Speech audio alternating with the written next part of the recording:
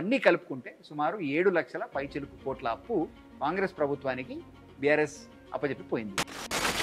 అయితే ప్రజలందరూ కూడా ఆలోచన చేయవలసిన విషయం ఏంటంటే, మనం ఆర్బీఐ రూల్ ప్రకారం హరీష్ రావు గారు కానీ ప్రభుత్వం కానీ చెప్పేది ఏంటంటే, సుమారు 4 లక్షల చిల్లర కోట్లు ప్రభుత్వం ఎఫ్ఆర్బిఎం చట్టానికి లోబడి, అంటే physical responsibility and budget management చట్టం ఏదైతే కేంద్ర ప్రభుత్వానికి సంబంధించిన చట్టం ఉందో, ఆ ఎఫ్ఆర్బిఎం రెగ్యులేషన్స్ తగ్గట్టుగా 4 లక్షల కోట్ల అప్పు ప్రభుత్వం తీసుకుంది. వాస్తవం. అయితే ప్రభుత్వం అంటే ఓన్లీ ఎఫ్ఆర్బిఎం కింద ఉన్న వ్యవస్థ కాదు కదా. ప్రభుత్వం అంటే ప్రభుత్వ రంగంలో ఉన్నటువంటి అనేక కంపెనీస్, స్పెషల్ పర్పస్ వెహికల్స్ అంటారు. స్పెషల్ పర్పస్ వెహికల్స్ కింద సుమారు ఇంకొక 1,20,000 పైచలకు అప్పులు, కోట్ల అప్పులు, 1,20,000 కోట్ల అప్పులు స్పెషల్ పర్పస్ వెహికల్స్ కింద ఉంది.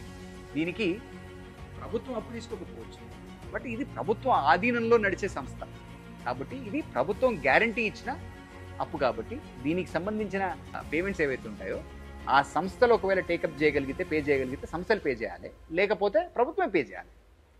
ఈ ఎస్పీవీలు తీసుకున్న అప్పు సుమారు 1,00,000 కోట్ల పైచలకు అప్పు ఉంది. ఎస్పీవీలు ఒకటే కాకుండా ప్రభుత్వ రంగ సంస్థలు అంటే ప్రభుత్వ కార్పొరేషన్స్ కూడా మళ్ళీ ఇంకో 1,00,000 కోట్ల పైన అప్పు. ఇవి రెండు కాకుండా మళ్ళీ సుమారు ఇంకొక 60-70 వేల కోట్ల అప్పులు ఇది ప్రభుత్వ గ్యారంటీ లేకుండా ప్రభుత్వ రంగ సంస్థలకు కానీ ప్రభుత్వానికి కానీ గ్యారంటీ లేనటువంటి అప్పులు.